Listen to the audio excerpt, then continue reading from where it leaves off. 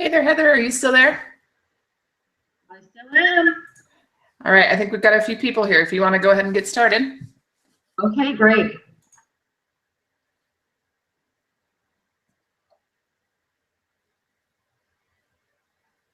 Hi, everyone.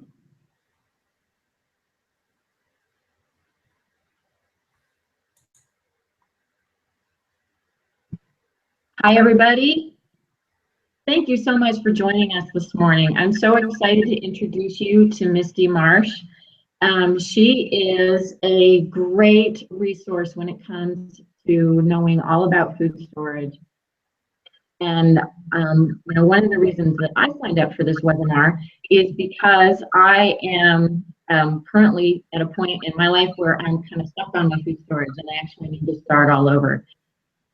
So I'm really excited to learn more from Misty than I already have. She is a great teacher. She's been where most of us have been, where we felt maybe stuck or not sure about what to do next with our food storage, or maybe just overwhelmed by all the information out there. She's sorted through it. She's been through it. And she is someone who can be a great resource that you can rely on.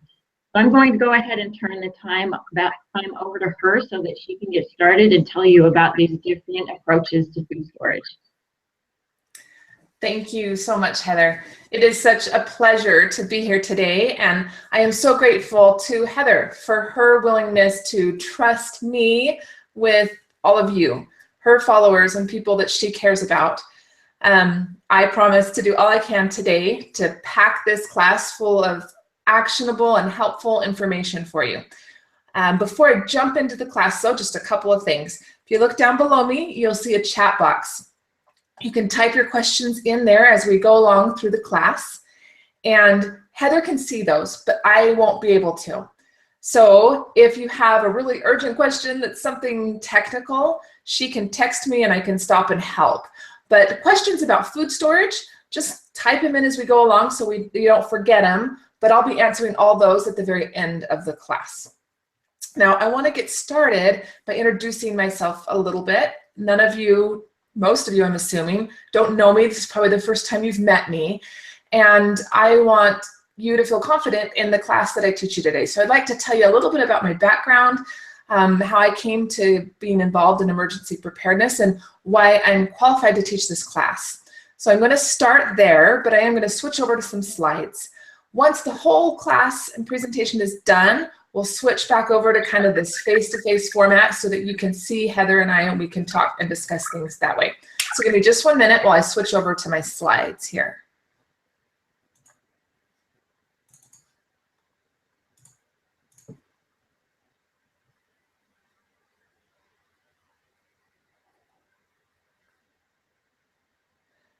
All righty, I think got that up.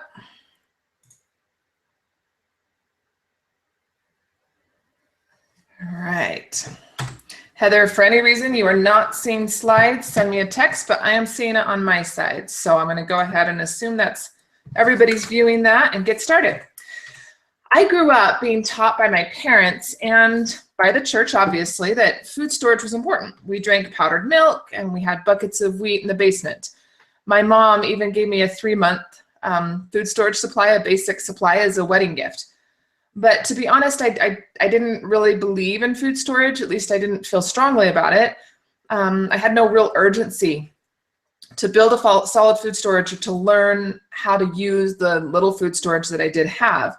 Even when I initially got pregnant with twin boys in 2007, I just didn't think a whole lot about it. I was far more concerned with diapers and car seats and boppy pillows. Then just a few weeks before the twins were born, my husband and I moved from Utah to California so that he could attend law school. And we left behind family, friends, and 2 good paying jobs to make that move. We found a little apartment and got settled in, but honestly, I was really unsettled internally. I just wasn't sure we'd be able to care for ourselves, and our growing family if life threw us a curveball. So every day I sat in that small apartment in this huge city with 2 gorgeous babies, no local support system, and no income.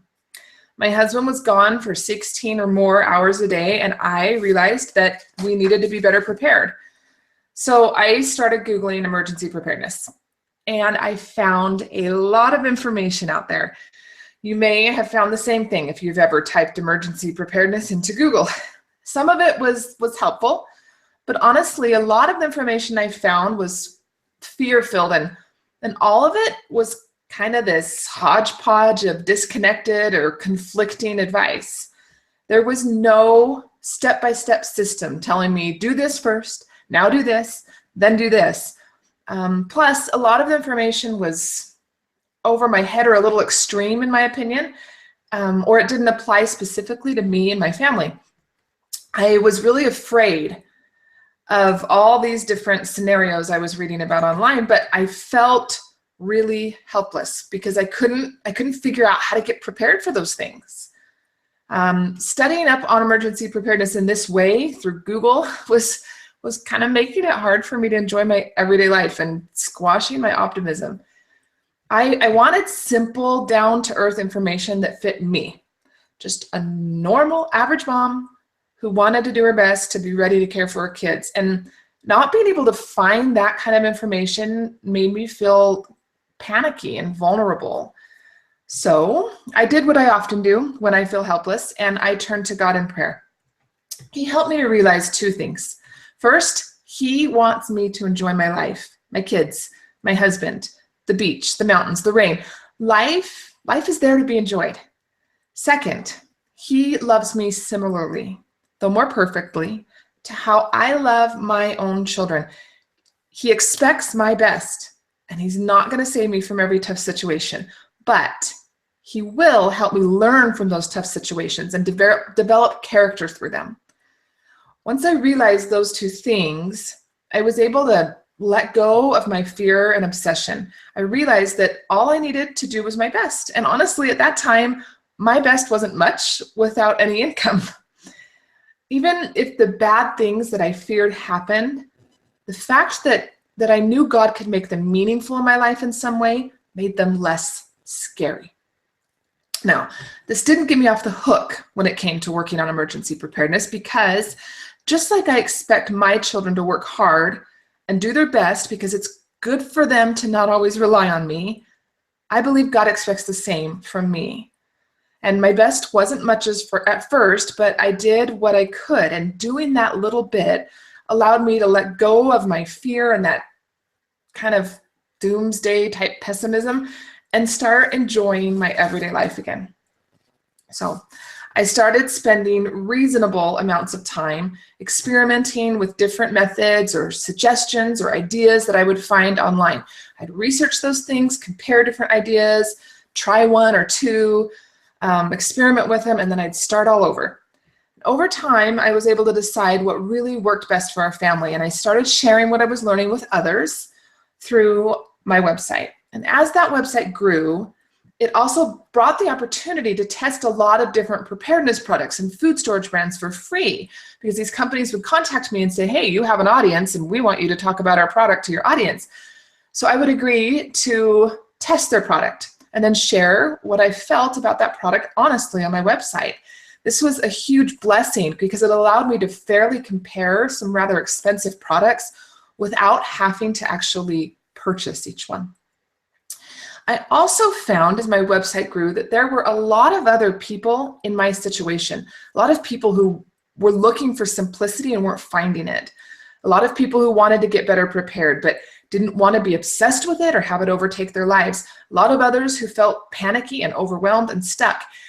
And luckily, happily, since 2009, I've been blessed to help thousands of these people become better prepared while enjoying their everyday life. Now, please know, it's important that you know that I'm not an over-the-top doomsday prepper. I don't have a bunker anywhere. Food storage and emergency preparedness are important to me, but not any more so than having a dance party with my kids or going on a date with my husband. God and my family are my priorities, and I prepare because I believe God wants me to, and because I love my family and I want to take care of them.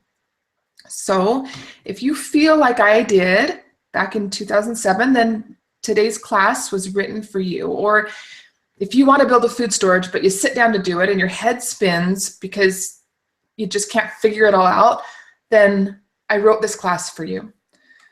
Or if one of your New Year's resolutions is to work on food storage, so you get on Google or on Pinterest and you start researching, but you leave feeling overwhelmed and confused and discouraged, then the information in today's class should help.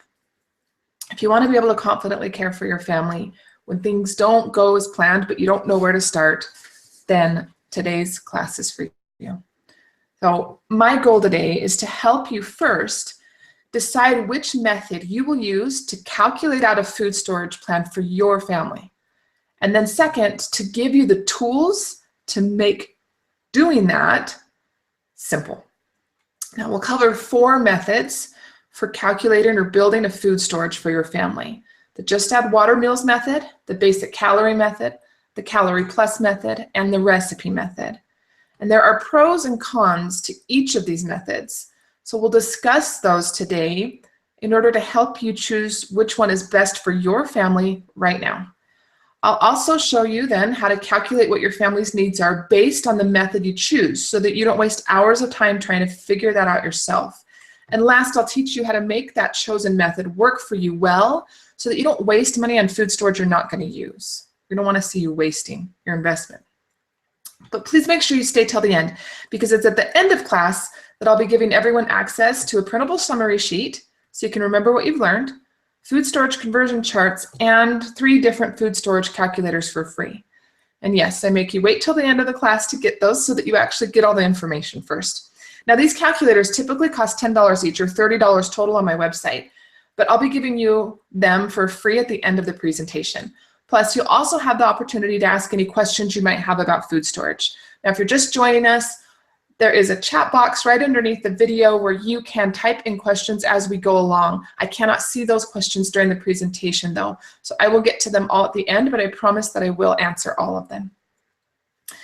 Now, I'm going to cover as much as I can today, particularly since Heather has trusted me to provide you with quality information. I want to make sure that I do that today, and you'll probably find that I'm talking really fast because I don't want this to go over 2 hours, but I want to make sure that you get a lot of information.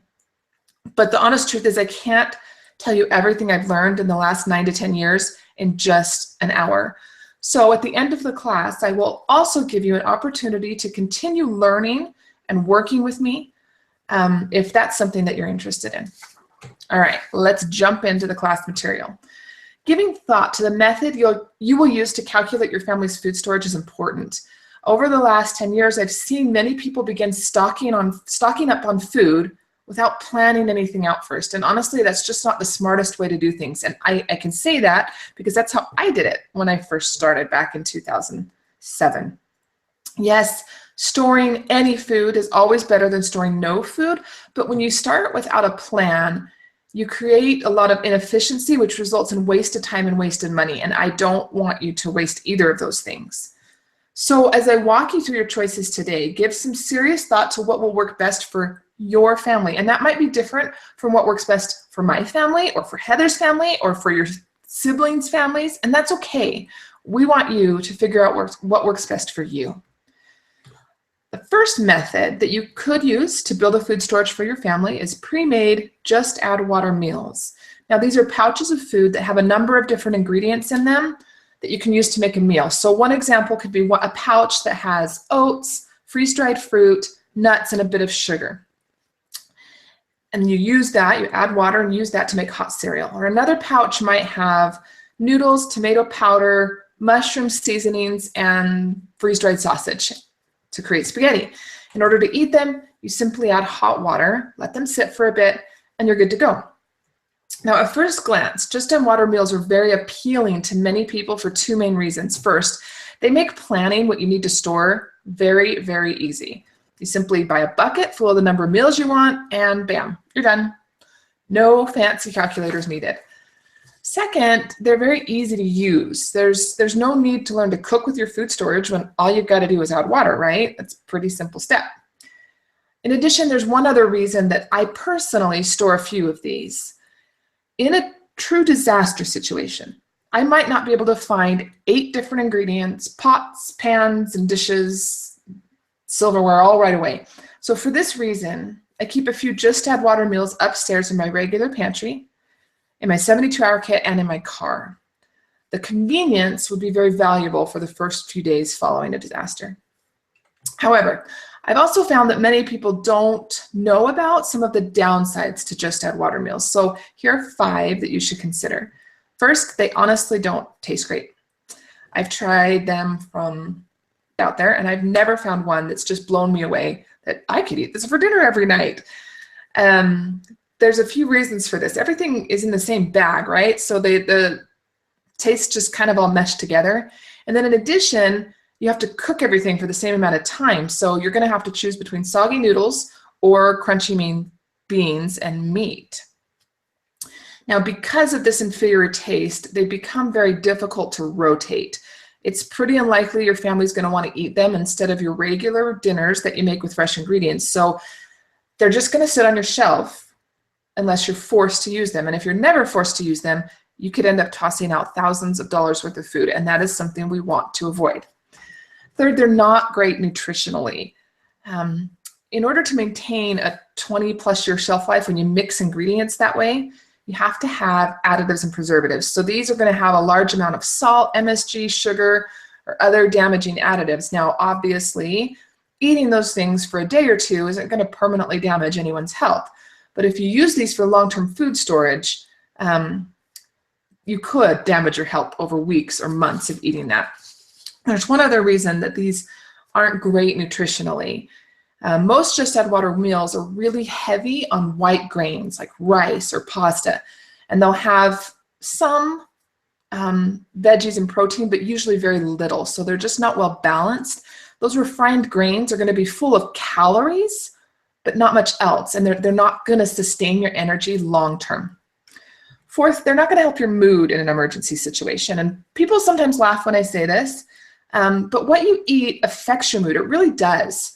One of my favorite quotes about food in general is from Virginia Woolf, who said, "One cannot think well, love well, or sleep well if one has not dined well." And I just can't think of a time when it will be more important to think, love, and sleep well than following a natural disaster or during a period of financial insecurity for your family. So both the inferior taste and the inferior nutrition are going to contribute to this kind of negative mood. Last, they cost a lot. At first glance, many Just Add Water meals seem to be an inexpensive option, and people will tell me that. But unfortunately, it's actually deceiving. It's good marketing. A bucket may claim to have 30 meals for a family of 5 in it. But when you actually look at the calories, each person is getting less, and sometimes far less, than 1,000 calories per day. I've seen some of these meals as low as 400 to 600 calories per day. And since you can't reasonably survive, at least not well, on so few calories for weeks or months at a time, you're going to need to buy 2, maybe even 3. And that's going to double or triple your cost. In addition, some companies say 2,000 calories per day, and they really are providing that. But once again, when you look a little closer, you realize that a large portion of those calories are coming from sugar-filled drinks and not from the actual meals. So you might get, say, 1,200 calories from food and the rest from sugar. In addition, I already mentioned the highly refined grains. So if you choose to supplement with additional fruit, veggies, or protein, you're also going to increase your cost. So I have found that when I calculate out cost per calories for actual food, Just Add Water meals are almost always the most expensive option. So in summary, Just Add Water meals are a good option if you're paralyzed by the time and effort required by the other 3 options that we'll discuss today. And if you do choose to store a long-term supply of Just Add Water meals, here are some tips to make it work for you. First, please taste multiple options before investing in any one significantly. You want to get the one that the options that your family will eat. Second, set a schedule to eat one of those meals every month or so that you're rotating through them and you don't waste your money. Second, try to find options with less additives and preservatives in them. Please know that if you do find that, and you can, there are some meals out there with less additives and preservatives, but the trade-off is a shorter shelf life. So if you find a company that claims a 25-year shelf life and no additives, I would not buy their food. I would be very wary of that claim.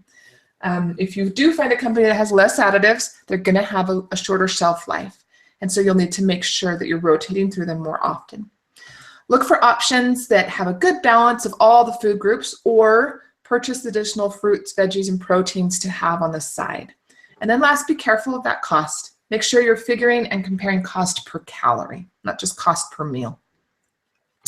Alrighty, the next method for building a food storage is what I like to call the basic calorie method, and this is what many people initially think of when they think of food storage.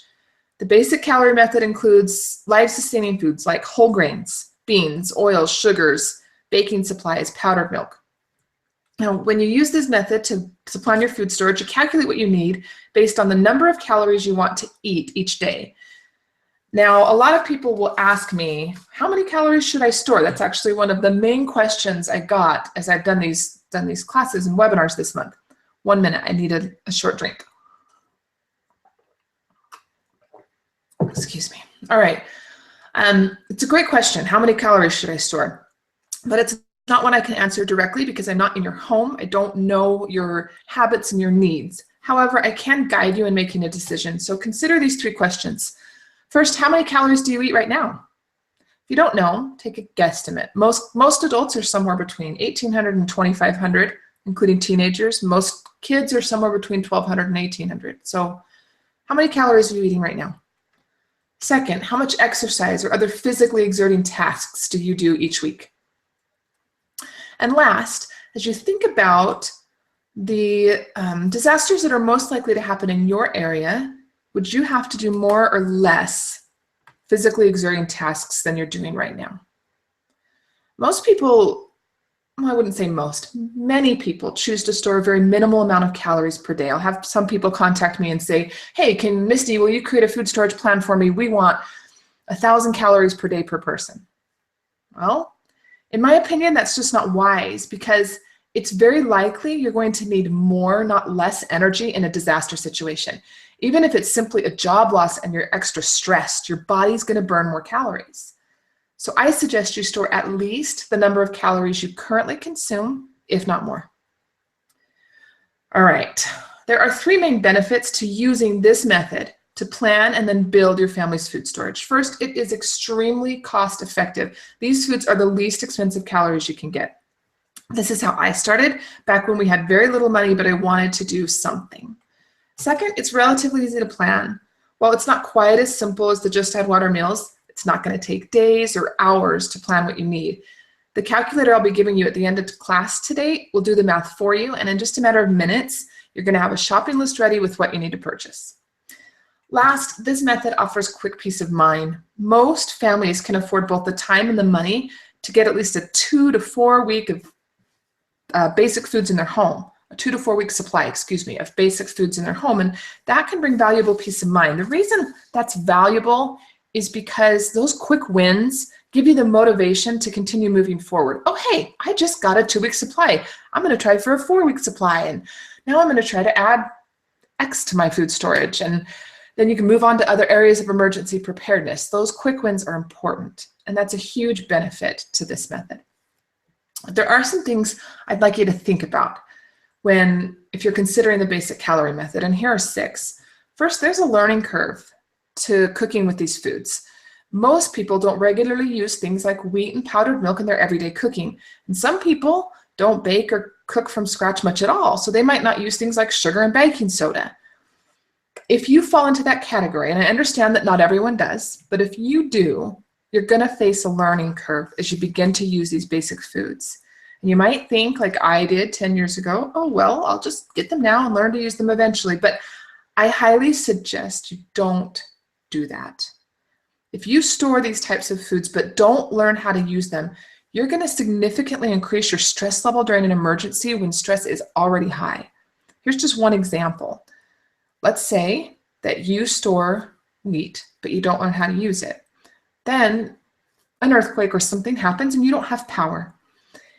Having to learn how to use that wheat when the internet's down and you didn't realize you needed a wheat grinder to turn it into flour might just put you over the edge. That's going to be a very difficult situation to overcome. So learn to use the foods now. Second, basic food can be difficult to rotate. Now, this is really only true if you fit into the category of those who don't cook from scratch and don't want to. But if you do fit into that category, you're going to find it difficult to rotate through these foods.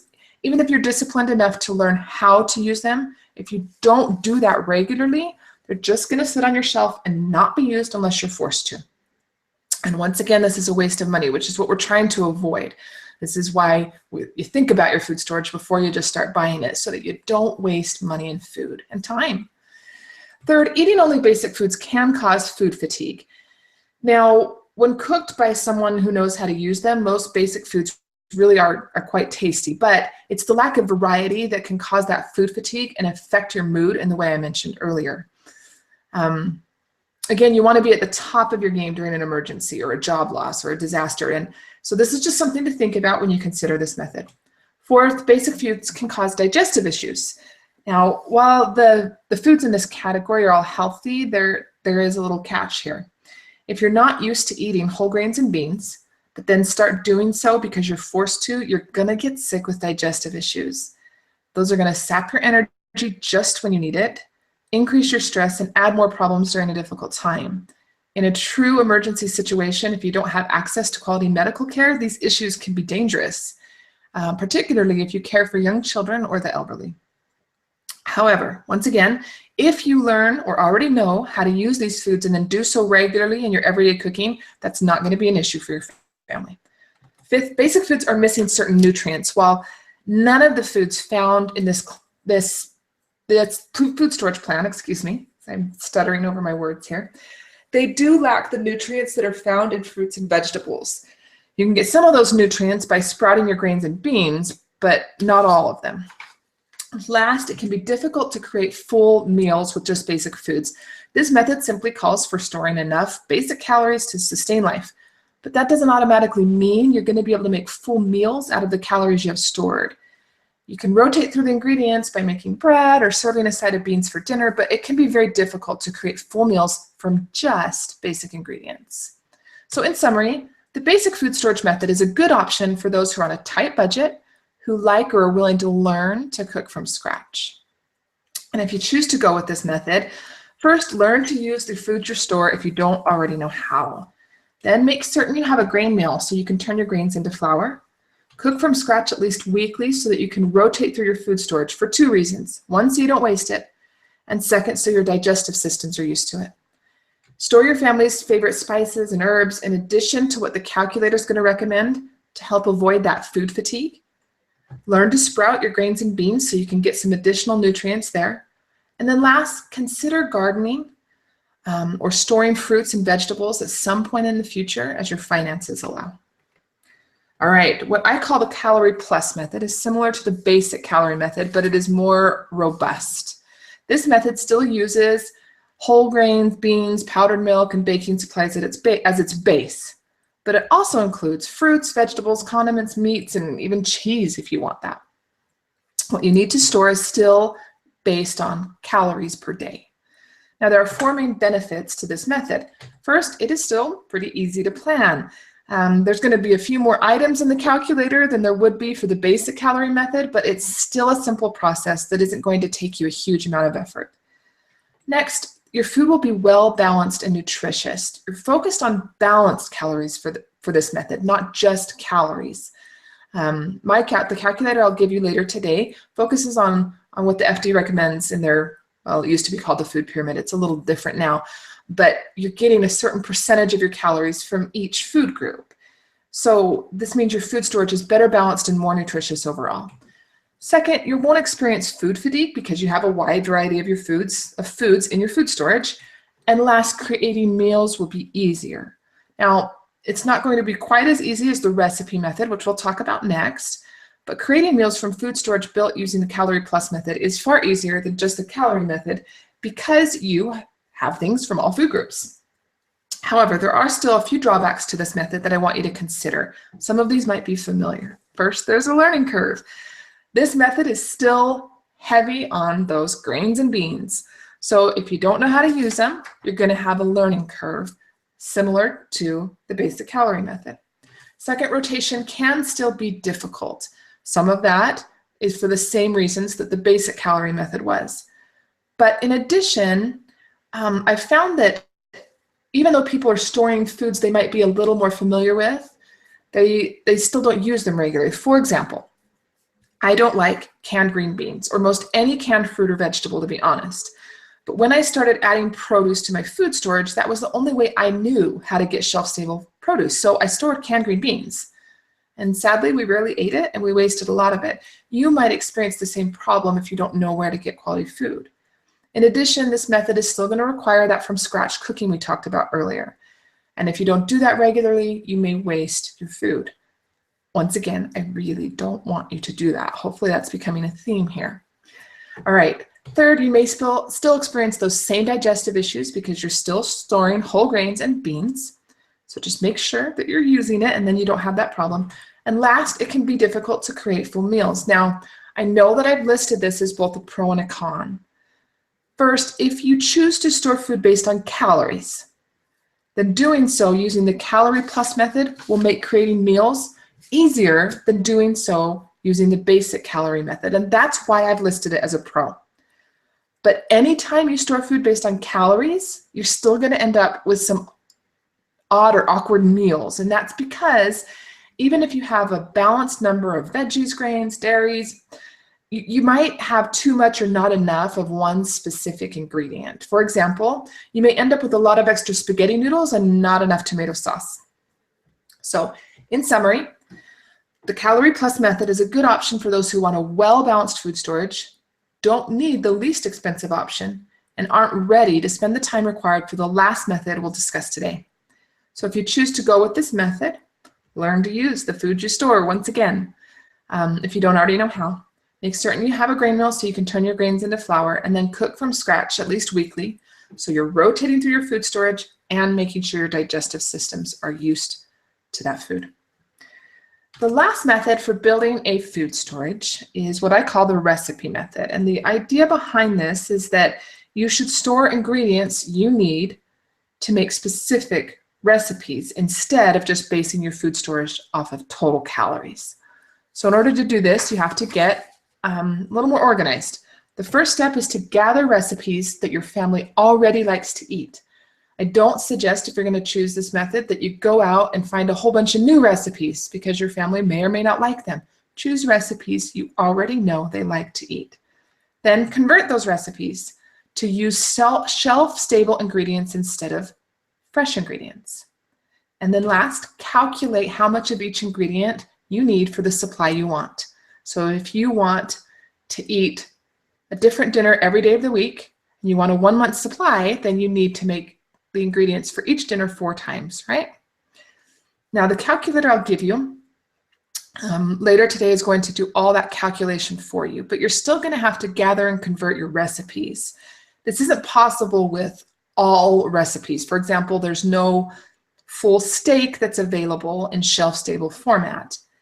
But with the amazing shelf-stable foods that are available today, it can happen for most of your recipes, probably between 60 to 70% of those. Now, I will provide you with some food storage conversion charts at the end of today's class that will help you make those conversions. And there are 5 main benefits to using the recipe method to plan and build your food storage. Excuse me, I'm going to grab another drink. First, your food storage will be very easy to use. When and if you have to use your food storage, this method is going to be the easiest to switch to because it's foods you're already making, right? It's foods that your family already enjoys and eats. Next, your food storage will be well-balanced and nutritious. Now, some of this depends on how well-balanced your family's recipes are in the first place, right? But at the very least, basing your food on recipes you're already eating means your food storage will have the same level of nutrition that your current diet does. You're not going to experience food fatigue because you're choosing the foods. They're foods you already like, and you're going to have a variety. And rotation is easier, which means you're going to waste less food. By storing ingredients for recipes your family already uses, you're going to naturally rotate through food without much effort. For example, Let's say that you're in the middle of making spaghetti and you realize that you forgot to thaw out the sausage or ground beef or whatever you put in your spaghetti. Well, instead of having to run to the grocery store or scrap your meal, you can just pull your freeze-dried sausage or freeze-dried ground beef off of your shelf and throw it in your recipe. Now you're rotating through your food storage and still giving your family a meal that they expected and that they enjoy. So that rotation becomes far easier. In addition, there are a few extra benefits to storing food your family already eats. And maybe for you, your family already eats things like wheat and beans. And so you're basically going to kind of combine the recipe method and the basic calorie method. But anytime you store food that you're already eating, you gain some extra benefits. Sometimes people think the only reason to have food storage is so that you can use it after a natural disaster, job loss, or some other similarly huge circumstance. And yes, it'd be beneficial in those circumstances. But to be honest, it's quite possible you'll never face those circumstances. And that's one thing that keeps people back from doing food storage and emergency preparedness in general. Well, what if I never use it? Well, here's the solution. By storing foods your family, sorry, to slow down. Again, I told you I'm trying to pack all this information in. Okay. By storing foods your family regularly uses in recipes they already like, your food storage starts to benefit you in everyday ways. You're going to decrease the time you spend planning meals, making grocery lists, and shopping at the grocery store. Or what about a week where you're sick or overly busy and you just can't find time to get to the grocery store? Pull out your food storage, feed your family food they like, and avoid the cost and poor nutrition of fast food. Or what about a week with a really bad snowstorm and the power's still on? You could drive to the grocery store, but you'd really rather stay home. That happens. Well, it's happening relatively often this winter in Utah. Well, just pull out your food storage, feed your family food they like, and keep yourself warm and safe. Or what about a night where you find out a friend or neighbor just experienced a personal loss or tragedy, but it's just an hour before dinner? You don't have time to run to the grocery store. Well, pull out your food storage, whip up a meal that you know works and is tasty, and show you care. So, while having any food storage can help with these things, having food storage that you regularly use anyway makes these things far more possible, and it means that your food storage benefits you whether you have to use it or not. Now, there are only two real downsides to the recipe method, but they can both be pretty hard to overcome. First, it is very time-consuming to plan. You have to gather the recipes and convert them to shelf-stable format. Now, the calculator I'll give you will help with that step. But even that, particularly that conversion step, it can be overwhelming and, to be honest, just plain hard. But cost can also be higher. This is typically a more expensive option for most families, as it will not typically be whole grain and bean heavy unless that's what you're already eating. Quality shelf-stable fruits, vegetables, and meats and cheeses are far more expensive per calories than the basic. And even if you choose to can or dehydrate your own, you're going to be investing more time that way. So in summary, the recipe method is a good option for those who want a highly customized, easy to use food storage that they know their family will enjoy eating, and are willing to invest the time in planning that food storage and the money into building it. So if you choose to go with the recipe method, commit to investing a significant amount of time. Look at your schedule over the next couple months and set aside a week or two when you're going to choose recipes and convert them all. Pick those recipes and then do the conversions using the charts that I will give you today. I also suggest you try making each of those meals at least once with shelf-stable ingredients to make sure you've got your conversions right. Then use the calculator I'll give you to calculate out how much of each ingredient you'll need. Remember, you can plan and build 1 month at a time if you need to for financial reasons. Don't get overwhelmed and try to do everything all at once. Alrighty, I'd like to share with you what I've done as I built a food storage for a family, but I want to emphasize that I do not want you to just do what I did. Like I mentioned at the beginning of class, what's right for your family may be different than what's right for my family or Heather's family or anyone else's family. I'm sharing this because I get that seeing how someone else has put this into action can be a helpful starting point, even if you don't do the exact same things I've done. When I first started out with food storage, we were very poor law school students and we didn't have any extra money. For this reason and the fact that I didn't know much about food storage and all the options out there, I started with the basic calorie plan. I purchased enough calories of wheat, rice, beans, powdered milk, macaroni, oats, and sugar to last my husband and I 1 month. Our twins were still breastfeeding at this point. In addition, I bought a very inexpensive hand grain mill, and I learned to make homemade bread. Storing that food and learning the little I did at that time brought incredible peace of mind. And I honestly think this is one of the biggest benefits of that basic calorie method. I loved knowing we had something, anything stowed away, and I knew it would keep us alive if it needed to be. But man, alive am I glad that I did not have to use that food exclusively. It would have been so overwhelming, and I have no idea what kind of meals I could have made. Over time, whoops, I forgot to press the slides forward. Sorry about that. Over time, I kind of switched to the Calorie Plus plan. Now, I didn't actually calculate out all the calories, but I did slowly add more fruits, vegetables, and meats to our storage. At that time, I didn't have the space for a garden. I didn't have the money to invest in canning equipment or the energy to learn. Quite honestly, I just didn't want to learn at that time. I had 3 children aged 2 and under. So instead, I bought grocery store cans. And to be honest, I didn't love the texture or how they worked in my recipes, but I didn't realize there were other options. Still, having those cans increased my peace of mind. It wasn't food storage that we didn't like or didn't know how to use, and I convinced myself that I'd get around to eating it and we'd have it for dinner more often, but unfortunately, we didn't do that often enough, and I wasted a lot of food because we didn't rotate it and use it. Eventually, I learned about and tasted freeze-dried foods. Now, I was amazed at how close to fresh they tasted in my family's recipes. We were doing better financially at this point, and I realized that with freeze-dried food, I could base my food storage off recipes my family already knew and loved, and they wouldn't know the difference.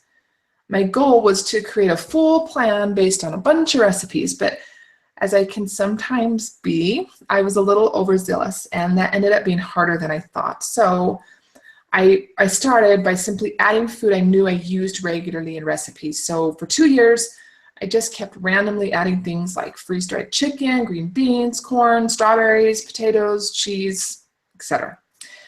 As my food storage grew, I loved knowing that there were many recipes I could make with my food storage.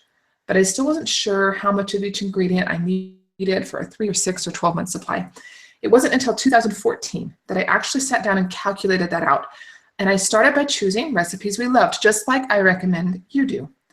Then I tested each recipe by making it 2 to 3 times with shelf-stable ingredients, tweaking it each time to get it just right. Now, the reason I did it 2 to 3 times is because I was writing a recipe book, and I wanted to make sure that the recipes I was publishing really, really worked well.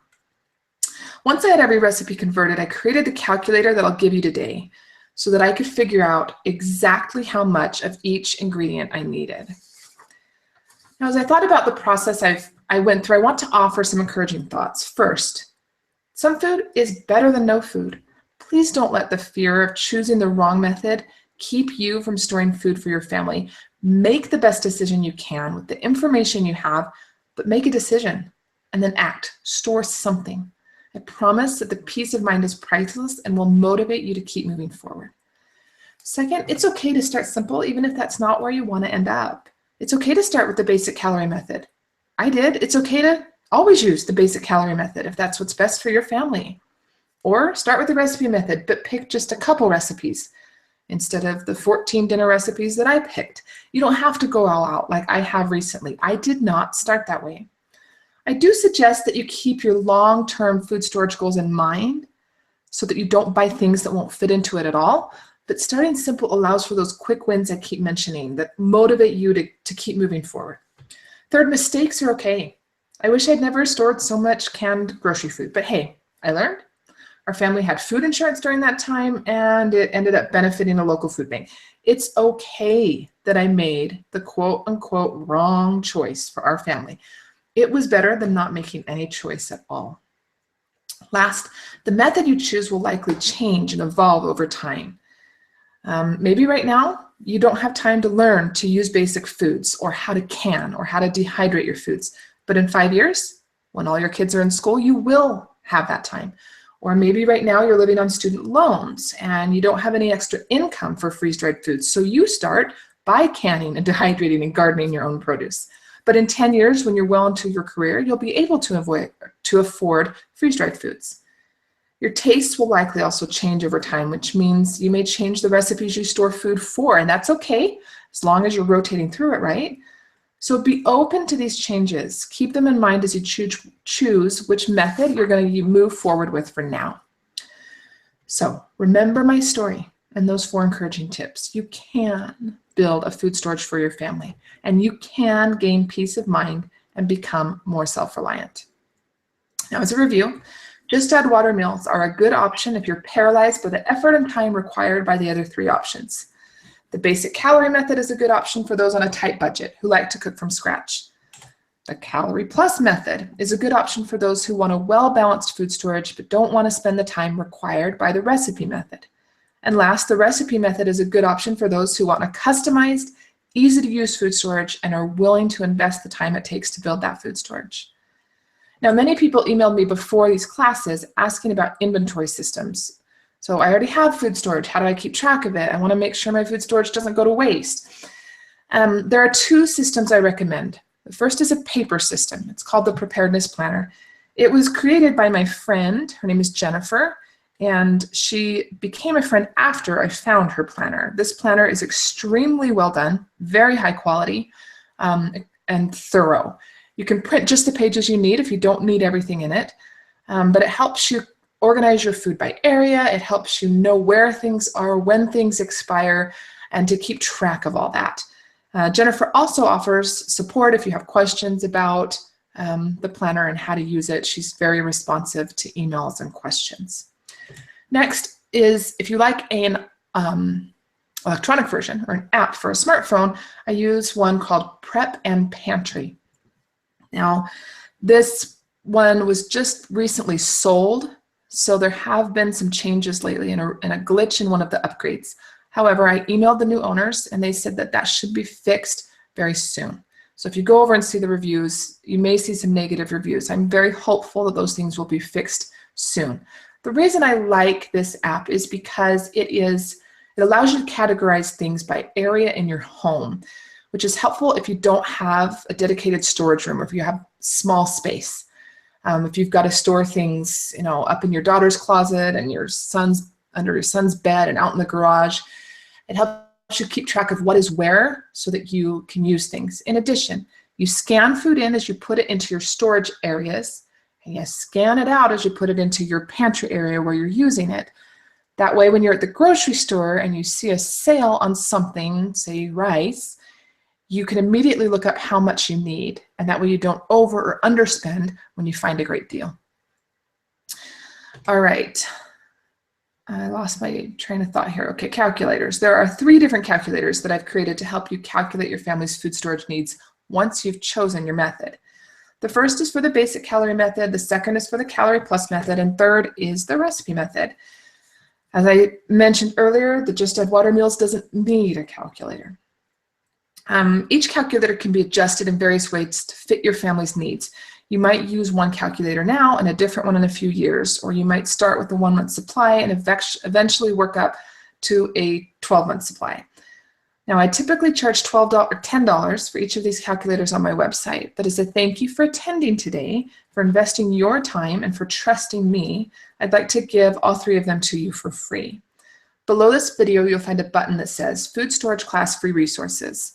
If you click on that link now, you're not going to be able to access the page yet. I'll give you access in just a few minutes. You just have to enter a password.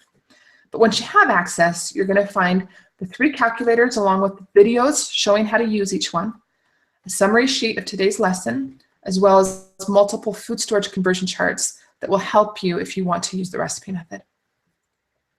Now, if you appreciate what I've taught here today and are ready to start getting your family fully ready for emergencies, I have more for you.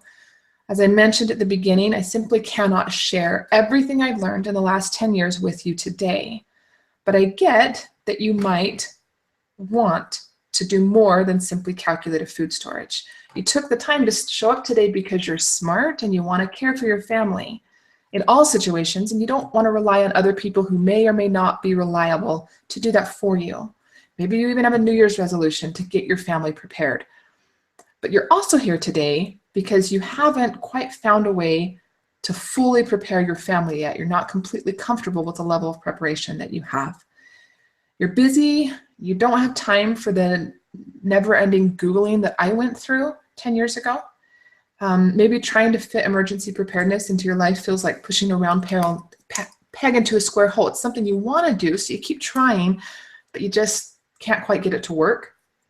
And I've been there. I know how impractical it feels to wade through all the staggering amount of conflicting information that is out there in Google land. But gratefully, I'm no longer there. While yes, there is always room to develop and grow, I now feel pretty confident I can care for my family regardless of what life might throw at us. And so do those that I've coached over the last few years. Here's what just one young mother, Stephanie, had to say after working with me. Like many people who are beginning to realize the necessity of being prepared, I was completely overwhelmed. So much so, I was practically paralyzed. Misty really helped me to break down all the different components of emergency preparedness, and she made it extremely easy to be focused and accomplish my goals. My family is now well on its way to being prepared for anything that may come our way. When I get emails like that, I really do kind of do a little happy dance, sometimes literally. I find a lot of joy in helping people with this. Yes, my website is also a business that helps supports my family, but I am thrilled that the business I've picked is something I'm passionate about, and I love seeing people make these changes and gain the confidence that they can care for their family. So today I've given you enough information for you to calculate a solid food storage plan for your family. And that's awesome, but it's just a first step. I'd like to do more, and I want to give you a choice today. You can choose to take the info I've given you and run with it on your own. This class is packed full of helpful info and tools that I sincerely believe will help you make progress with your food storage. I've really tried to make it a class that is worth paying for, but that I'm giving away for free. You can also choose to continue to work with me and have my full support as you progress in all areas of emergency preparedness. There are things like water storage and purification, types of food storage, how to use your food storage, evacuation, first aid, power outages, and more. So I'd like to invite you to enroll in my comprehensive emergency preparedness e-course called Simply Prepared. This is a 12-step online learning system that you can use to support your family as you get prepared for emergencies without having to do all the research on your own. Honestly, this is the system I was Googling for and searching for 10 years ago. It's what I wish I had when I got started. There are 24 total lessons in this course. So you've basically had one class today. So multiply that by 24, and that's the amount of information you're getting. Each week for 12 weeks, one of 12 modules is released to you. And you can go through those modules anytime they're released or anytime they're convenient for you because they're available in video, downloadable audio or printable format. Whew, sorry, need another drink. All right, so these 24 lessons, which are organized into 12 modules, walk you through the process of preparing your families for emergencies in a logical and step-by-step manner. At the end of module 0, okay, I was a little behind there on this slide. Sorry about that. All right, at the end of module 0, you're going to have the perspective and momentum that you need to be successful and to not feel like you're overwhelmed and want to give up. And then in module 1, I will provide you with some worksheets. Now, those who have gone through this course, many of them have told me that module 1 is their favorite because it helps them avoid the biggest mistake you can make when working to prepare your family emergencies. It helps you to know exactly what you need and don't need to prepare for. So you're allowed, you kind of are able to let go of a lot of worry. In module 2, we'll explore some new perspectives or ideas for making the most out of the storage space you have, particularly if it's small. And we'll learn how and where to properly store and rotate your supplies so that they don't go to waste. In module 3, you'll create a practical emergency plan for your family. And I'll also show you some ways to teach that emergency plan to young children without scaring or overwhelming them. In Module 4, I will debunk some of the myths that are out there about water storage and how much you need. I believe there's a lot of misinformation out there. So I'll help you work through that, as well as decide which containers you should store your water in. Then I'll teach you some proven ways to both find and then clean additional water sources if for some reason your stored water isn't enough or it becomes contaminated. In Module 6, we will go over the 4 calculation methods that you've learned about today. This is the one of the 24 lessons that you have had today. In addition, in Module 6, you'll learn about 3 types of shelf-stable produce and meat so that you can successfully choose quality food that will be useful to your family when you need it. We'll compare canned, dehydrated, and freeze-dried foods. In Module 7, I'll show you how to use the calculators you're going to gain access today, as well as how to set effective short and long-term goals so that you can build your food storage one step at a time, find those quick wins, and avoid overwhelm and avoid quitting. All the food in the world isn't going to do you any good unless you know how to use it. So that's what I'm going to teach you in Module 8. I'll help you save time, money, and avoid waste, as well as decreasing your mealtime stress by showing you how to regularly use the food you're storing, whether that's basic foods, freeze-dried foods, dehydrated foods, canned foods, whatever.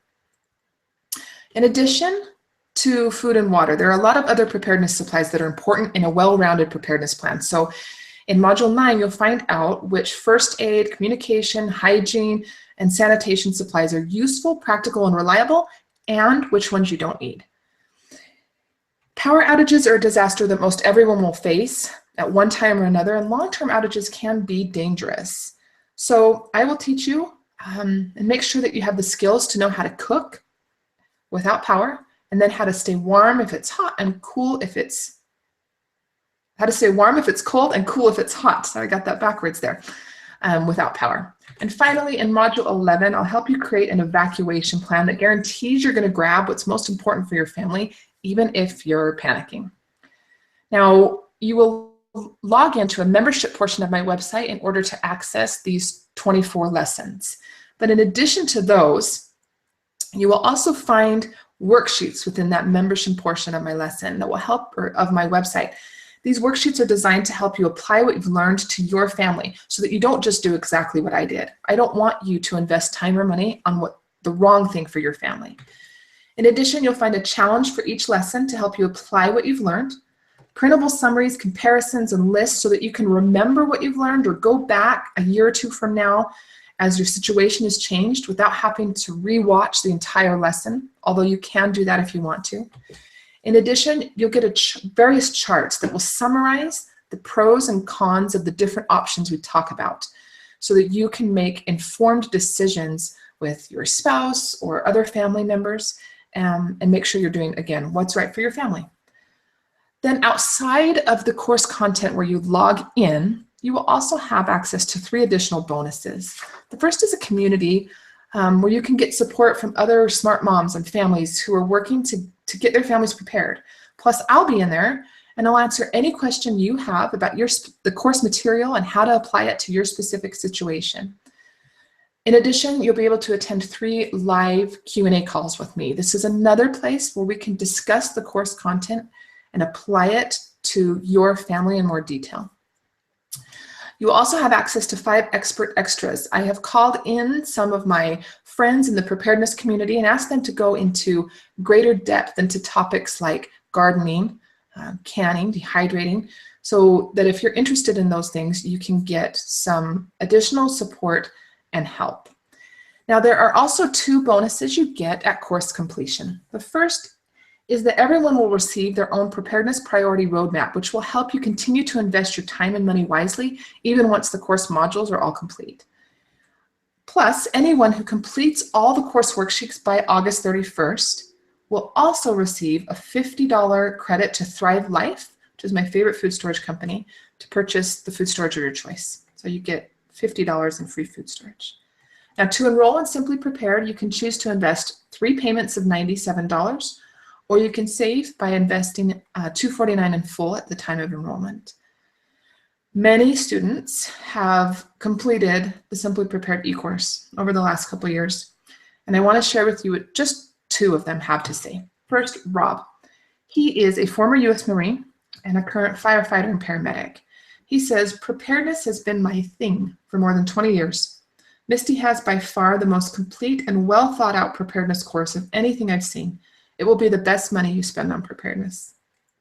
And Jerica says, Misty's course covers everything in one stop. It's easy, contagious, and addictive. Her course got us all the tools and resources we needed to be prepared and cut out the extensive info search. As I followed her program, it felt like a weight was lifted.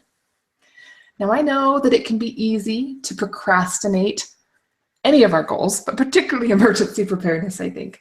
So I do have an additional fast action bonus for you. The first 40 people to enroll in Simply Prepared will receive an additional $50 credit to Thrive Life. This is in addition to the one you earn for completing the worksheets. Oh, excuse me. Now, I also want to say thank you to you and to Heather for trusting me. None of you knew me. You didn't know if you would come to this class and it would be a flop and not be helpful at all, or if it would really be what it was promised to be. So I want to provide you with some additional bonuses for attending this webinar. So anyone who enrolls in Simply Prepared and has watched the live or replay version of this webinar will also get a 72-hour kit. It's my 72-hour kit ebook. This is kind of the system that put my website on the map a few years ago. It got really popular on Pinterest. It's a step-by-step system for building a 72-hour kit 1 week at a time that is very customized to your family.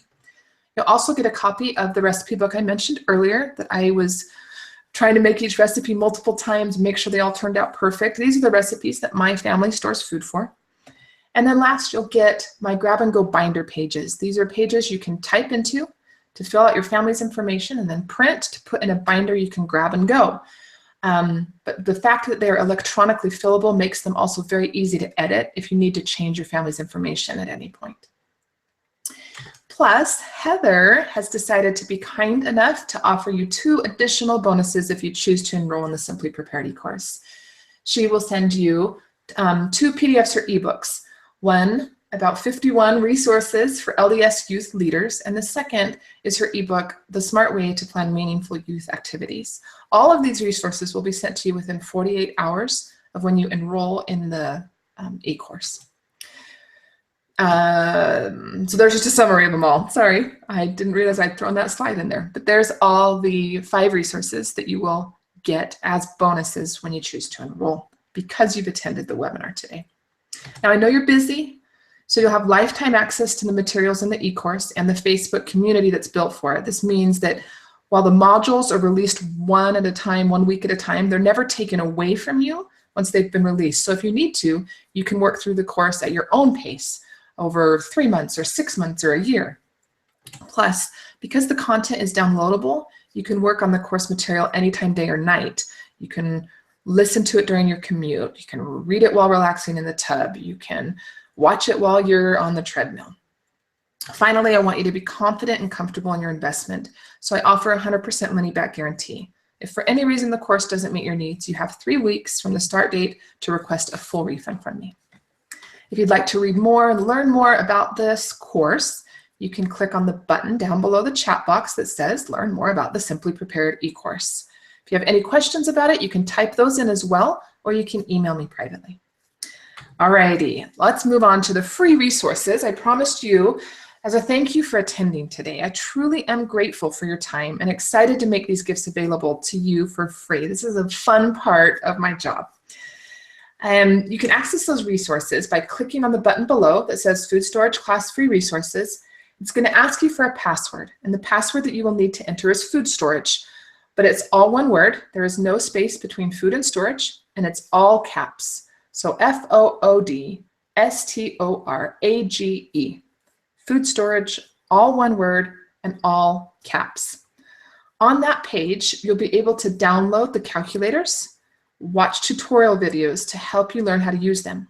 You'll also find a printable summary of today's lesson, food storage conversion charts, and links to the 2 inventory systems that I mentioned.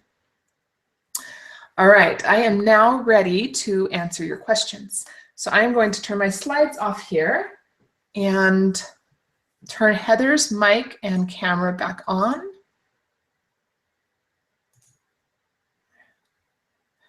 All right, it's not turning her mic back on yet. There we go. Heather, are you back? I am back. Awesome. All right, do we have any questions so far? We don't have any in the chat. I have a few that were emailed in that we can go over, though. Fantastic. That'll give people a minute to type. Excellent. What can I answer? All right, so the first one is from Sydney. And Sydney struggles with soy allergies, and so she says that food storage is really hard for her to put together. It takes time, and finding things that don't have soy products in them is a problem. Okay. Can you give her any advice? Yes. First, stay away from pre-made just add water meals. You're going to find a lot of soy products in there. Stay away from TVP. You probably already know those things. A solution would be storing a lot of single ingredient fruits and vegetables, real meats. None of those are going to have soy products in them. They don't have any additives or preservatives. And that's true for, I should back that up. That's true for freeze-dried foods because they don't need additives and preservatives. And it's true for most dehydrated foods. Sorry, I'm getting some weird feedback there. Are you guys hearing that? Are you hearing that, Heather? Yep, I can hear it too. I don't know where that's coming from. Okay, I would suggest using the recipe method as well because you can choose. Heather, I'm going to mute your mic just for a minute while I'm talking and see if that helps. Okay. La la la, did that help? Okay, I think that took care of it. I'll turn Heather's mic back on in just a second. The recipe method allows you to store just what you're eating right now. So look at your current diet, look at your current recipes, and decide to store those things. Find those things in shelf-stable format. Most of them can be found in freeze-dried or dehydrated format. Freeze-dried is going to be the easiest to cook with. You can also can your own produce and store things that way. I go into a lot more depth into kind of the difference, pros and cons of those three things in the full e-course. If you have specific questions, you can let me know, email me, type them in here. But that would be my suggestion. Choose the recipe method, focus on storing single ingredient freeze-dried or dehydrated produce and meats, and you'll probably stay away from soy that way. It's helpful for almost all allergies actually to use the recipe method. You're already eating foods that you're not allergic to, so simply store those foods in a shelf-stable format. All right, we're going to turn Heather's mic back on here. What was your next question, Heather? The next one is from Camille, and she said, what is the best way to store water on a tight budget, both drinking and non-drinking water? Okay. Camille, water is a whole different ballgame, right? But I would say non-drinking water, the easiest way to store that is to just refill up every single cleaning container, anything that you have in your house. So if you have laundry detergent, fill that container up with water. If you have dish soap, fill that container up with water. Those things can then later be used for cleaning and bathing and those kinds of things. Make sure that you mark them very clearly so that you don't end up drinking any of them. But that's the easiest way to store non-drinking water. As far as water that you're going to drink, you do need to be a little bit more careful. You need to make sure that the containers are very clean. And depending on the container that you store, you need to make sure that you're rotating them too, and where you store it. I could go into a whole bunch of detail here. And a lot of this well, all of this is covered in my e-course. You can also find some more details on the website. If you want to send me a specific email, I can give you some links to articles that go into a little more depth. But the least expensive way would probably be soda pop bottles. Whether you get those yourself or from neighbors and friends once they've used them. But the important thing with those is that you clean them very well and then you rotate them, particularly if they're being stored where it's hot. You want to rotate through them every 3 to 6 months. That's how I started when I was very, very first starting with emergency preparedness, and we would use those. Sometimes I would even use them just to rotate through them to fill up my kid's bathtub, or to use in cooking. So I'm making soup, and I just would pour in some of our stored water, and then I'd, throw that container away and start all over again with a new one. So that's the least expensive way, probably. All right, Heather, next one. Okay, this one's from Sheila. What is the best way to store fuel, and what kind in case of a power outage? Okay. Whoa, I was expecting these non-food storage questions. Fuel. There are a lot of options for fuel. Some of it depends on where you live. I recommend you contact your city. They will oftentimes have limitations. I can't store more than one of the large containers of propane in the city where I live. So that's consideration number one, is what can you legally store? I suggest trying to find ways to cook that don't take a lot of fuel. The ability to really truly store any fuel, no matter what you choose, for a long period of time, you're going to need a lot of space. And you're putting your family at risk storing that much kind of flammable material. I love the Sun Oven, because there's no fuel needed whatsoever. You can bake, you can boil water, and you don't have to have any fuel stored. Another option I like is a tea light oven. This one can be used indoors. You don't have to go outside. And if there's a rainy or stormy day and you don't have sun, then you can use this. But you can get an entire year's worth of tea lights in one 6-gallon bucket that will allow you to cook with that oven every day. You can find links to both of those products on my website. Both are a little bit pricey. One other option that I really like is a small butane stove. Butane is a little bit more stable than propane. It's so stable that it can be shipped. You can buy butane on Amazon. You can find a small 1-burner butane stove for $30 on Amazon. And it's something that can be used indoors again, whereas like a propane camp stove, you need to use outdoors. Now you'd want to at least crack a window, but you can use that butane stove indoors. It's what restaurants will use. If you go to a hotel or something and they're cooking in front of you, that's what they're using, is a butane stove. You can also store, the cans come much smaller, so it takes less space, typically, not an enormous amount, but less space than propane would take in order for you to have an actual gas burner there. So those would be my suggestions there. Anything else, Heather? Okay, let me take a quick look. That is all the questions. I cannot hear you, Heather. It's like crazy. Is the video up? Do you have the video muted on your site? Let me double check. That's weird. Okay, yes or no? Are there any more questions?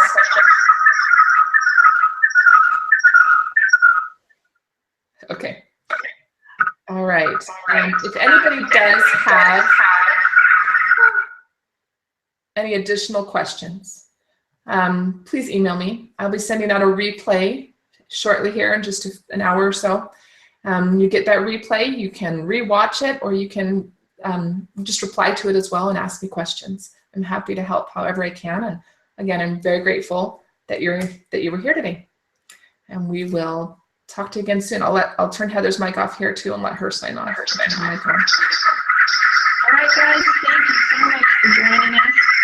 I just wanted to say, I recently took a goal setting course. One of the things that that instructor talked about was, instead of trying to plan your goals all the way up, just come in the next step, okay? And that's exactly what Misty helps you do. So, thanks again for joining us, and have a great day. Thanks, Heather.